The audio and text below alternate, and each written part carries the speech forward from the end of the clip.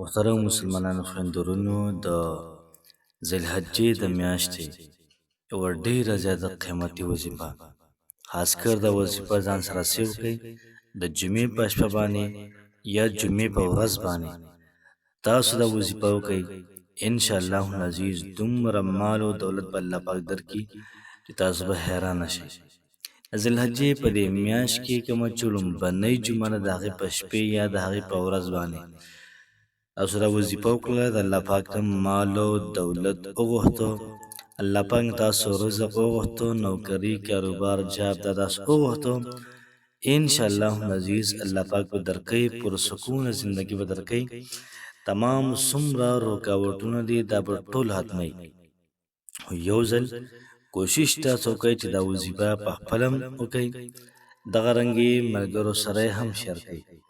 دومره آسان الفاظ دي، دومره آسانه وظیفه ده چې چا سبق نه دی ویلی هغه هم ویلی شي. دومره آسانه وظیفه ده که د دې وظیفې لیکل راشي نو چا سکول نه دی ویلی هغوی هم لیکلی شي، دومره آسانه. نو راځئ دا وظیفه په خپله هم وکئ، دغه رنګې ملګرو سره هم شیر کړئ. بسم الله الرحمن الرحیم. شروع کوم د ډیر زیات بخښونکي او د ډیر زیات مهربانه رب په نوم باندې، زه ګواهي ورکوم د دې خبرې چې د الله پاک نه علاوه د عبادت لایق بل څوک نشته. نبی کریم صلی الله علیه و آله وسلم د الله پاک بنده او د الله پاک رسول.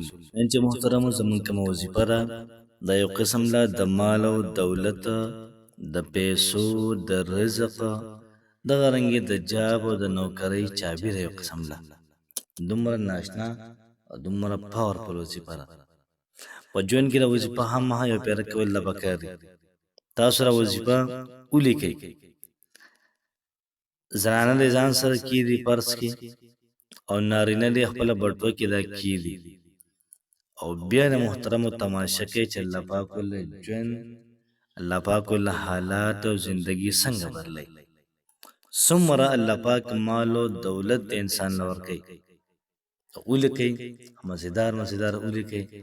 او د هندوستان یو ډیر زیات لوی عالمو دا خبره هغه کوله، دا تاسو ولیکئ انشاءالله العزیز الله پاک به تاسو سره مال او دولت دا به درکړي، بې انتها به درکړي.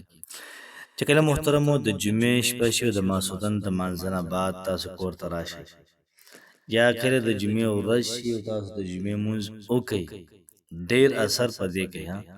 د جمعې په ورځ تاسو لمونځ وکئ جماعت کې، او دغه رنګه زنانه لمونځ وکئ په کور کې، او راشي کور ته ځان سره به یو کاغذ راولئ، بالپن به راولئ، او دا کلمات دا ولیکئ، اعوذ بالله به ولیکئ، بسم الله به ولیکئ، او بیا به کلمات ولیکئ، محمد رسول الله، احمد رسول الله.